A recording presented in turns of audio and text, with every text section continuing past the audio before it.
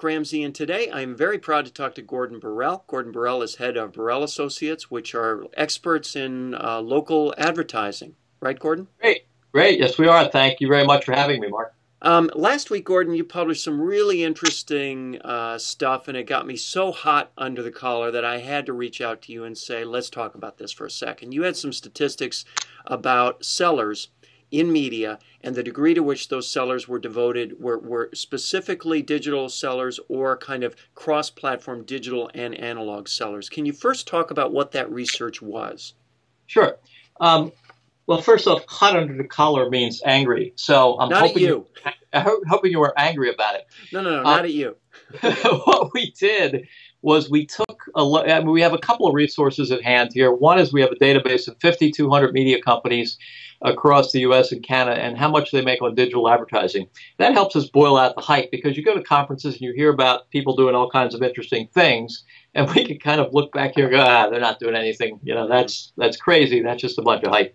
The other thing is we did a survey back in November and December 2011 of a lot of people from that database. And we said, hey, we'd like to know if you have digital-only AEs, people who just are dedicated to selling digital advertising, and if you have legacy AEs selling digital advertising as well. And we kind of put the two together and ran a lot of crosstabs. The upshot of it was that it's phenomenal. It's about you get 2.5 times more revenue if you have dedicated digital AEs on your staff, in addition to the legacy media staff, than if you don't. And, you know, it's easy to misinterpret that. Misinterpreting it would be, oh, well, you know, the digital people must drive a lot of revenue. Well, the digital people do drive some of the revenue, typically about 20% of the enterprise. But what they also do is they have this great wealth of knowledge that they transfer over to the legacy staff and basically help train them. And so you have that sort of combined force of those two groups working together to drive digital sales. Again, overall average, if you've got digital-only AEs, you get 2.5 times more revenue than if you don't. For television, we did break out television separately, it's 3 times. 3 times more revenue with TV stations that have digital-only reps. Now, what I found so interesting about this, what really got me amped up about it, was the fact that the proportion of digital-only dedicated sellers was not uniform across media platforms. Can you talk about that for a sec? Yeah, it was the number of digital-only sellers. If you took a look at the total numbers, there are 80,500 sales reps who sell local advertising across the United States. And the biggest categories are newspapers. They've got about 24,000, of those 80,000. Radio, which has about 16,000. Yellow Pages, which have about 14,000. So you take a look at all those legacy media reps, and you go, I wonder what portion of them are actually trained in selling, or what we call digital ready. They don't have to be trained, but at least they're selling or have some expectation of selling. And it's 51,000 of them. 51,000 of that 80,000. That's more than newspapers. That's more than TV and more than radio combined. I mean, so that's why, we're seeing all this digital revenue out there, because everybody's, as we said in the report, it's like sprinkling digital pixie dust on all your legacy media sellers and saying, go sell some more digital advertising. The rate of training is really interesting. For newspapers and Yellow Pages companies, we believe that roughly 85% of them are what we call digital ready, which only means that they're expected to sell some level of digital advertising, or they may even be trained. When you go down to TV, it's closer to maybe 50% or 60% or so. You get down to radio, it's 15%. Radio's done a miserable job of training their folks or expecting digital revenues out of them. Well, and now you've put your finger on the thing that got me so amped up. So my obvious question is, why has radio done a miserable job in this area when the opportunities available to it are really quite similar to those available to television and those available to print? It's a sad thing, Mark. I am asked that question 2 to 3 times a week by people.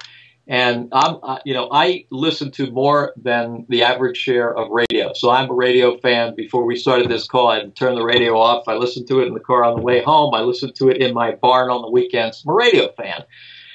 Why in the world would radio not be taking advantage of this great opportunity to increase revenues at a time when they're under a lot of duress, pressure by, Sirius XM and Pandora and Music Box, all these other companies, why would they not try to squeeze some more digital dollars out of their existing customers and maybe go after some of their non-customers? Here's your answer, I think. I'm pretty confident this is it. I don't think everybody in radio has their heads up their asses. That's the easy answer, but it's not true.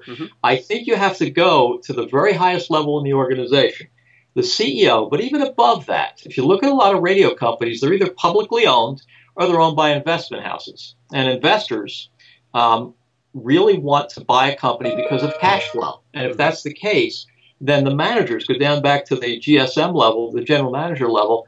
They're not incentivized. They're not given appropriate incentives to increase, to make investments. It's not their job to make investments. It's their job to keep the cash flow up. In that scenario, you don't invest money. You preserve the profit margins. And I think that's really clear in the radio industry that that's the problem. And it's unfortunate because radio has got the last locally produced daily entertainment show in every market. They should know and seize and be all over social media, because that's a lot what local radio is. It's kind of like social media, isn't it? A lot of call-ins and contests and connecting with vertical niche audiences and things like that. They've pretty much blown it. I don't want to say that it's over and done for them, but it's pretty damn close to that. I think that they've missed out the opportunity, and I think their competitors in the marketplace, namely the newspapers and Yellow Pages companies, are scooping up a lot of their advertisers. And Pandora. Pandora this year, 2012, will generate more money in local streaming audio advertising than the entire radio industry will in local streaming audio advertising. That's amazing. Well, certainly what I hear from people occasionally, and I heard that especially from the financial people, they'll say, why should I devote a seller to pennies on the dollar potential revenue when I've got over here this agency legacy stuff that's, this huge margin business? I mean, why should we chase those digital pennies? You must hear that from broadcasters. The saying is, and the reps will say this and the sales managers will say this, in a laughing way. Oh, you're asking me to step over analog dollars to pick up digital dimes. If you've ever studied or understood disruptive technologies or disruptive innovation, that whole scenario, that's a very common theme of people who are about to fail. You can look at the you can look at Kodak, and Kodak said the exact same thing about 15 years ago about digital photography. Oh, we're high quality, silver halide film is really expensive, and Kodak paper is excellent. Digital photography is cheap. Why should we get involved in that? Same thing happened with IBM in the 1960s when their big multi-million-dollar mainframe computing business was attacked by this really small desktop, computing or mini computer business that might have cost tens or hundreds of thousands of dollars. They completely ignored it too until it was too late. So I think you have to take a look at those trends and say, wait a minute, in the end, I'm going to wind up with a smaller business. History repeats itself over with that scenario. Radio should definitely know this business from the transistor and vacuum tube scenario back in the 1950s and 60s. Vacuum tubes were big and expensive. Transistors were this big and didn't cost all that much money. The electronics industry completely transformed itself and actually went to Japan with transistors because we missed it. Radio should look at that and say, wow, I need to take a lesson from this and say it's not one or the other, it's both. How do I study this and use a converged staff to sell digital products, plus use a digital-only staff to go after that? And this is true. 90 to 95% of the businesses in the marketplace that don't advertise with my radio station. What a great opportunity to go after all that new business. But they won't do it because they're just afraid to invest more in those digital operations and because the revenue seems to be that small. One day, it won't be. Well, it used to be so easy, though, to toss a phone book at a new seller, wasn't it? That was the best. When I go to speak, I ask people how many people use the Yellow Pages, and I have to say, but just a minute, nobody raises their hand. I said, just a minute, not including lead generation. But now they don't use them for lead generation anymore. Right. That's right. So, and it's funny that you mentioned that because I think a lot of the Yellow Pages books are going to go away. So the radio industry can look at that business and see that perhaps maybe the very first example in 90 years of electronic media that a medium might actually go away, radio might face that future. We will still be listening 20, 30, 40 years from now to some type of audio entertainment, but I'm not sure it's going to be over a terrestrial, stream. Oh, that's well put. Now, as you know, Gordon, you know better than anybody, there are broadcast companies out there that have a high threshold of expectation for digital revenue. I've heard numbers as high as 40% expectation come 2012, 2013, 2014. You've heard numbers like that too. You know what the averages are, and you know they're a lot lower than that for the average broadcaster. What is it going to take for more broadcasters to note those leaders in the industry on the digital front and emulate those leaders? What is going to get us from here to there? I'm glad you asked that question. Number one, it's going to be to come to our conference. Thank you for the plug. March 20th, 21st, and 22nd in New York. And because what we put up there at the conference is only the people who are making the most market share. It's easy to put people who are making the most money because it's people in the big markets. But the ones making the most market share in really small markets, we have radio groups, radio clusters making 4, 5, 6%, 7% share in the marketplace. We have one doing close to 9%. It sounds kind of puny, but the average for a radio station is 0.2%. So I think you've got to study those individual companies and see what they're doing. And, also be really careful. I mean, you go to these radio shows and listen to the people who get up there and talk. They talk about neat ideas. A way to kind of separate what's a neat idea from what's actually viable is listen closely to what they talk about. If they talk about programming, if they talk about extending the brand, if they talk about really neat technology and things that they're doing with Twitter, well, there's a bunch of money losers right there. If they talk about money and the revenue that they're generating, then they view this as a new business. This is not a hobby, and it's not just a brand extension. Every radio station should extend its brand, but using the internet. But we're talking about using the internet to generate and create a new business. So if you listen carefully to the ones, and I'll mention a couple of companies that impress us greatly. Cox, with its radio stations, has done really well, and they're top performers in a lot of markets. It's because they were very early in on the game. CBS Local Media is definitely a company to watch. They've combined their radio stations with television stations, and they're driving significant double-digit growth. Again, listen to the ones that talk about revenue, not particularly about programming and extending the brand and all kinds of cool things that they're doing. This is a business. It's not a hobby. Yeah. As I like to tell people, all these initiatives we should engage in should be done with three constituencies in mind: the brand, the consumers, the fans, the listeners, whatever we want to call them, and third, and not less importantly, the advertisers. Oh, absolutely.